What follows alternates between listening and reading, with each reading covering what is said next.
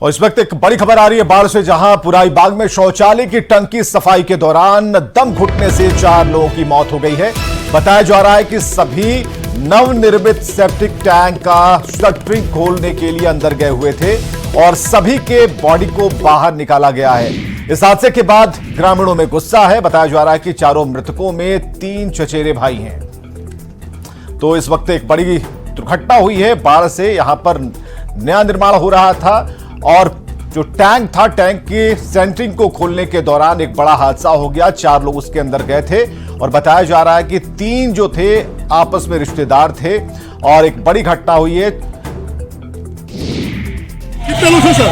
4 लोग अंदर फंसे हुए थे और चारों को जो निकाला गया तो चारों की मृत्यु हो चुकी थी और वो अंदर पानी में डूबे हुए भी थे अंदर पानी, लेकिन किसी पानी में डूबने से मृत्यु, किसी के पेट में पानी नहीं था, दबाने पर भी पता नहीं चल रहा था और वो मुझे लगता है कि गैस से पहले ही लोग बेहोश हुए होंगे, फिर पानी में गिर गए होंगे और दम घुटने से मृत्यु हो गई।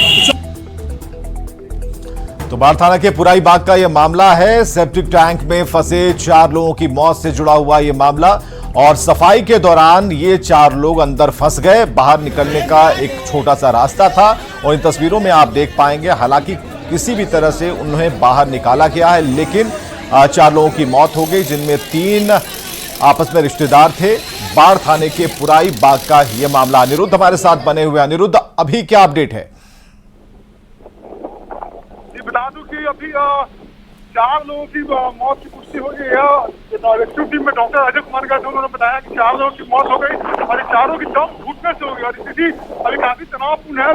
ग्रामीण काफी आक्रोशित है कि समय रहते जो है पर्याप्त ऑक्सीजन का इंतजाम नहीं हो पाया। प्रशासन ने जो इंतजाम किए वो काफी विलंब से किया, जिस कारण आक्रोशित जो है वो चारों के बॉडी के साथ अनुमंडलीय अस्पताल पहुंच चुके हैं और यहाँ जो स्थिति है कई थानों की पुलिस बुलाई गई है। जी बहुत बहुत शुक्रिया अनिरुद्ध तमाम जानकारियों के लिए। लोगों के बीच में गुस्सा है और काफी देर बाद इन चारों को निकाला गया। सफाई के दौरान ये लोग फंस गए थे, लेकिन उन्हें बचाया नहीं जा सका।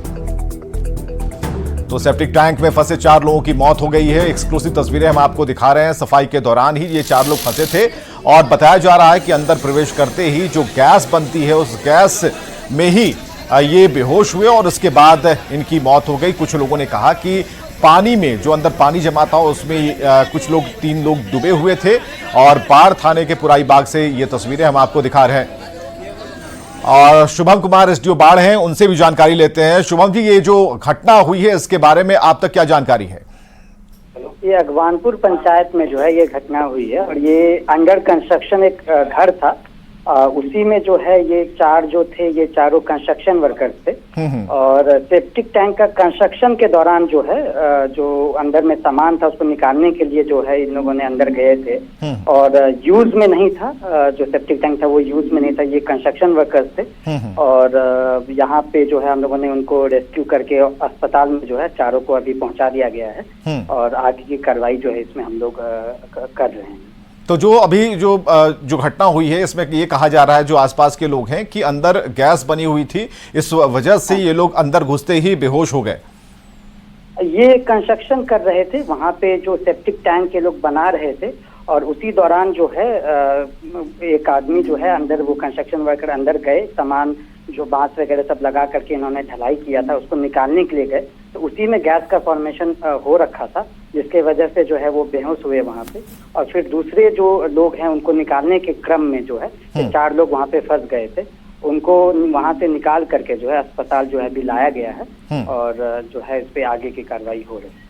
आगे की कार्रवाई हम जानना चाहेंगे कि जो परिजन है उनका शोर शराबा या फिर हंगामा बिल्कुल होगा, क्योंकि इस घटना के बाद वे लोग मातम में होंगे, लेकिन सरकार की तरफ से, आप लोगों की तरफ से क्या व्यवस्थाएं हैं, क्या नियम कानून क्या कहता है? इसमें जैसे जो कंस्ट्रक्शन जो वर्कर्स हैं उनके प्रोटेक्शन को लेकर के जो नियम है, अगर वहाँ पे अगर उस दौरान में अगर कुछ हादसा होती है तो उनको विधिवत जो है उनको कंपनसेशन भी दिया जाता है। इसमें लेकिन है कि हम लोग जो है पहले जांच जो है वो करवाएंगे और जो डॉक्टर का जो रिपोर्ट आएगा फिर जो जांच होगी उसके अनुसार जो है परिवार वालों को जो है विधिवत जो है उनको लाभ दिया जाएगा। एक ऐसी घटना जिसमें ये यूज नहीं किया जा रहा था, टैंक यूज नहीं किया जा रहा था, तब गैस के फॉर्मेशन में 4 लोगों की मौत हो गई, ऐसी घटना दोबारा ना हो, इसके लिए क्या कुछ प्लानिंग है, या फिर क्योंकि ऐसी जानकारी तो कोई देगा नहीं जो भी इस तरीके से सेंटिंग को हटाता है, उखाड़ता है। हाँ, तो ये जो कंस्ट्रक्शन हो रहा था, ये एक निजी मकान का कंस्ट्रक्शन हो रहा था और गांव में जाकर के एक अंदर एक टोला है, वहां पे ये हो रहा था। तो इसकी जानकारी भी हमें नहीं थी। हमें जैसे जानकारी प्राप्त हुई, वहां पे जो है हम लोग खुद जो है स्थल पे पहुंचे और अंचल अधिकारी और एसएचओ साहब भी, सारे लोग वहां पे जो है पहुंचे हुए थे। डॉक्टर लोग भी पहुंचे हुए थे, नर्सेज भी पहुंचे हुए थे, और हम लोग ये इंश्योर किए कि जल्द से जल्द जो है इनका रेस्क्यू हो जाए, और भविष्य में जो है हम लोग इंश्योर करेंगे कि इस टाइप की घटना जो है वापस से जो है वो ना हो। बहुत बहुत शुक्रिया शुभम कुमार जी तमाम बातचीत के लिए। और इधर सोनपुर से भी एक बड़ी खबर आ रही है, जहां आईडीबीआई बैंक में एक बड़ी लूट की घटना को लुटेरों ने अंजाम दिया है। बैंक से 19,50,000 रुपयों की लूट हुई है। बैंक का 17 लाख और ग्राहकों से 2.5 लाख रुपए लूटे गए हैं। गोला बाजार शाखा में यह घटना घटी। पुलिस घटनास्थल पर पहुंच गई है, जांच जारी है। सोनपुर से इस वक्त की बड़ी खबर हम आपको बता रहे हैं, जहां आईडीबीआई बैंक में बड़ी घटना को अंजाम दिया गया है।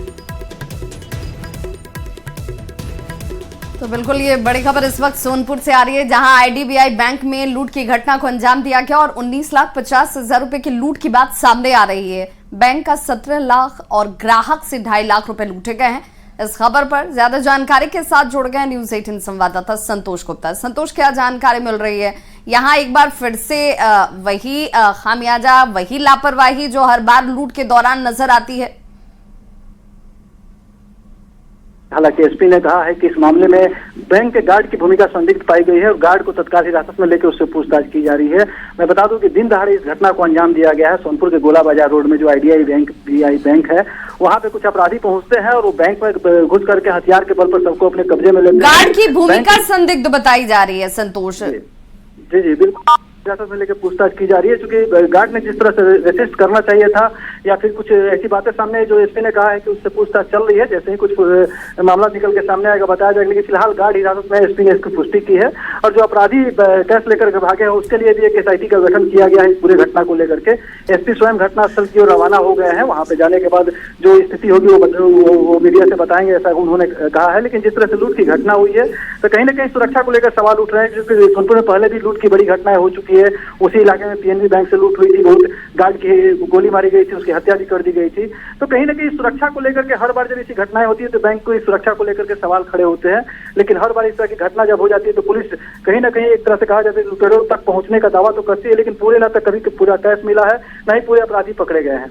और इस तरह की घटनाएं हमेशा होती है। हालांकि इस बार जो घटना हुई सोनपुर के जो गोला बाजार रोड में आईडीबीआई बैंक है, उसमें बिल्कुल दिन दहाड़े इस घटना को अंजाम दी गई और बैंक के कैश के साथ साथ जो ग्राहक थे उनके भी सारे पैसे ले लगे और 2.5 लाख रुपए ग्राहकों से भी ले लिए गए। उनका ग्राहकों के कुछ सामान भी लिए गए हैं, जैसा कि एसपी ने कहा है। तो तमाम बातें अब जांच के दायरे में है। एसपी ने कहा है कि जांच के बाद स्पष्ट हो पाएगा।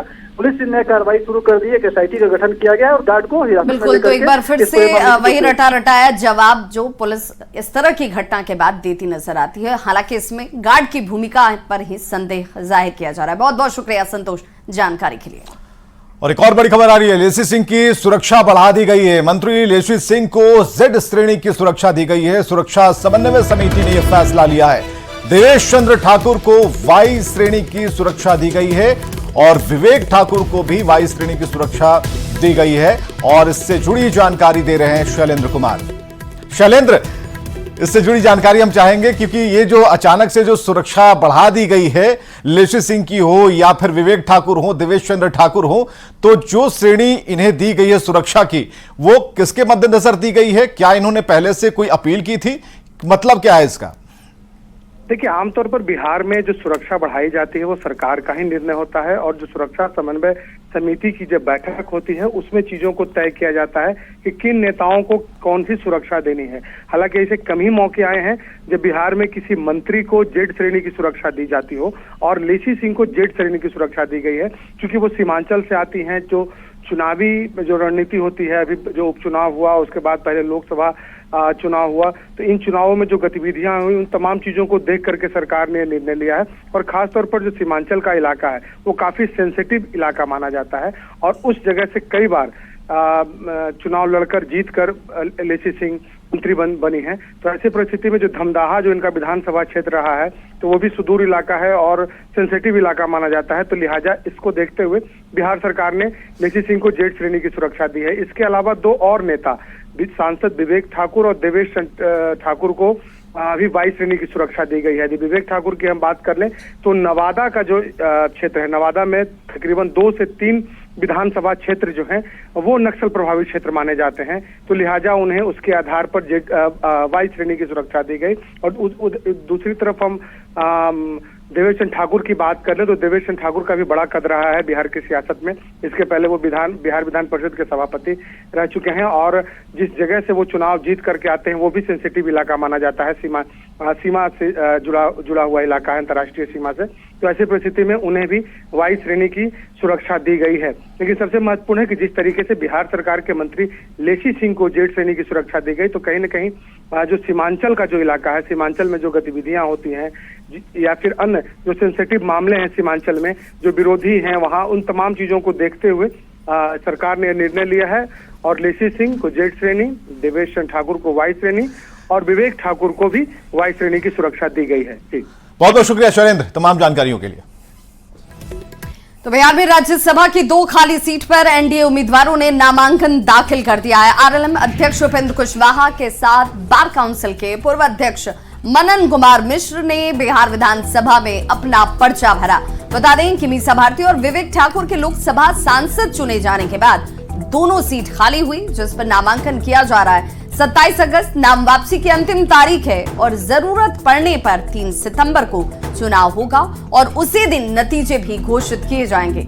अभी तक विपक्ष की ओर से किसी के नाम का ऐलान नहीं किया गया और ऐसे में उपेंद्र कुशवाहा और मनन कुमार मिश्र के निर्विरोध निर्वाचित होने की उम्मीद जाहिर की जा रही है।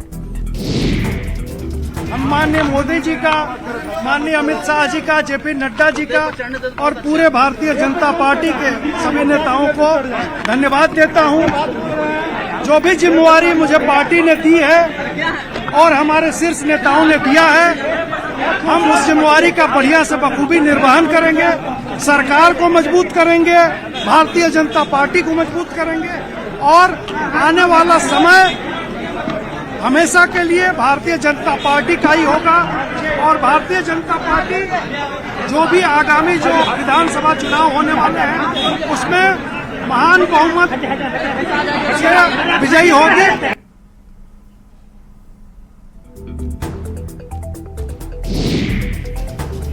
भागलपुर में नवगछिया के गोपालपुर प्रखंड के बिंदटोली में बांध टूटने से कई गांव में पानी भर गया। गांव में बाढ़ का पानी घुसने की वजह से लोग पलायन करने को मजबूर हैं। ग्रामीण खुद को बचाने के लिए ऊंची जगहों पर जा रहे हैं। कई एकड़ में लगी फसल तबाह हो गई है। गंगा नदी के दबाव की वजह से बांध टूट गया और लोग डरे हुए हैं।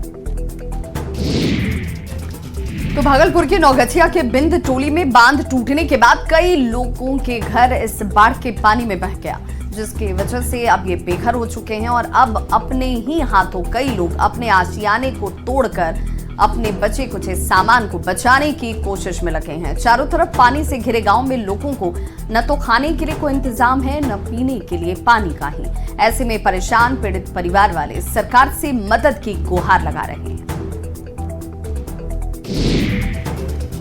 सुरक्षा बलों को निशाना बनाने की नक्सलियों की साजिश को औरंगाबाद पुलिस ने एक बार फिर नाकाम कर दिया है। मदनपुर के पचरुखिया और अकराहट के जंगलों में प्लांट किए गए 12 प्रेशर आईईडी को सुरक्षा बलों ने न सिर्फ बरामद किया बल्कि मौके पर ही उन्हें डिफ्यूज किया।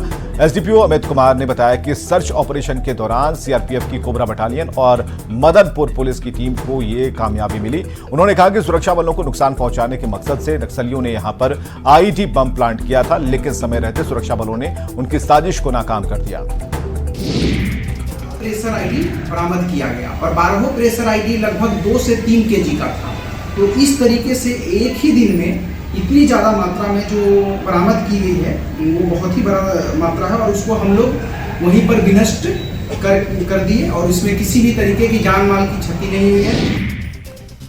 हाजीपुर में वार्ड पार्षद पंकज राय की हत्या का सीसीटीवी फुटेज सामने आ गया है, जिसमें साफ साफ दिख रहा है कि बाइक सवार 3 बदमाश पहुंचते हैं, जिनमें से 2 अपराधी पंकज राय पर ताबड़तोड़ गोलियां बरसाते हैं। गोली लगने के बाद पंकज राय भी यहां पर भागता हुआ दिख रहा है, लेकिन अपराधी दौड़ाकर गोली मार देते हैं, जिसमें पंकज की मौत हो जाती है और अपराधी आसानी से यहां से फरार हो जाते हैं। घटना को लेकर आरजेडी विधायक मुकेश रोशन ने पुलिस की कार्यशैली पर सवाल खड़ा किया और घटना में शामिल सभी अपराधियों के एनकाउंटर करने की मांग प्रशासन से की।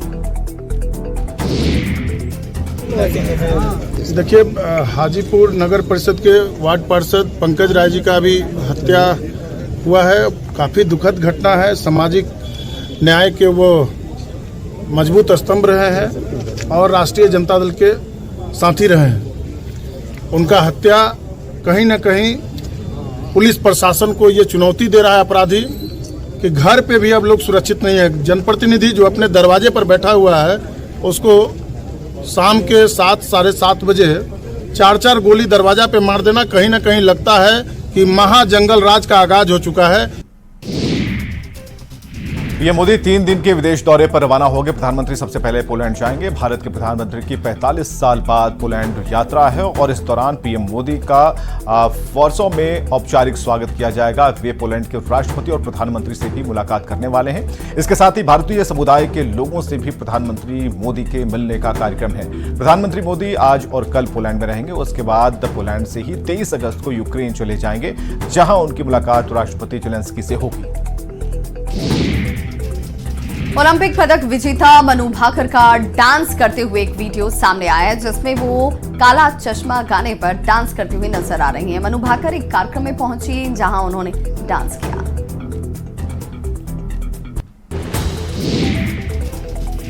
लखीसराय में गंगा की सहायक नदी क्यूल और हरहर नदी के जलस्तर में कमी आ रही है और इसके बाद पिपरिया प्रखंड के दियारा इलाके के लोगों ने राहत की सांस ली। बाढ़ का पानी घटने के बाद आपदा विभाग और फ्लड कंट्रोल की टीम ने इलाके का जायजा लिया और फसल क्षतिपूर्ति की रिपोर्ट मिलने के बाद मुआवजे की कार्रवाई करने का आश्वासन दिया। वहीं पानी घटने के बाद महामारी की समस्या से बचने के लिए स्वास्थ्य विभाग अलर्ट है।